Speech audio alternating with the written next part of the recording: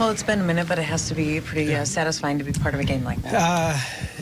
Yeah, you know, pitching, it's amazing how it can change the complexion of a game.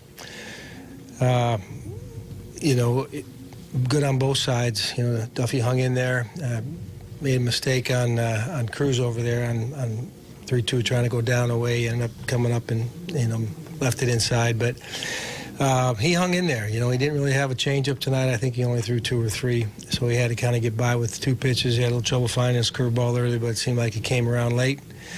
And, you know, a few moments of emotion where I was a little concerned, but he gathered himself and was able to get through 7. We were prepared there to go to the bullpen earlier if we needed to, but had a couple clean innings to finish, which made it a little bit easier.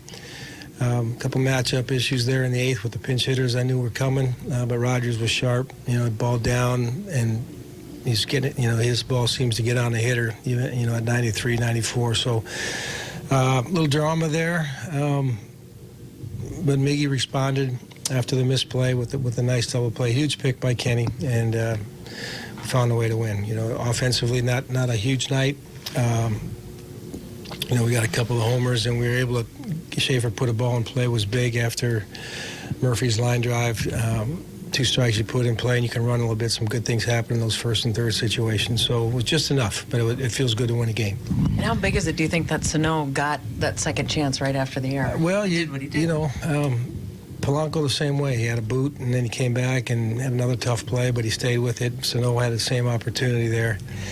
I haven't looked at it yet. You know, sometimes your eyes get quicker than your hands, and you start looking ahead to, you know, making your throw instead of looking in the glove. And then he had a little trouble with transitioning into his throwing hands. But give Kinsler credit. You know, he pounded the zone with that sinker and came back and got another ground ball on Seager, which was huge.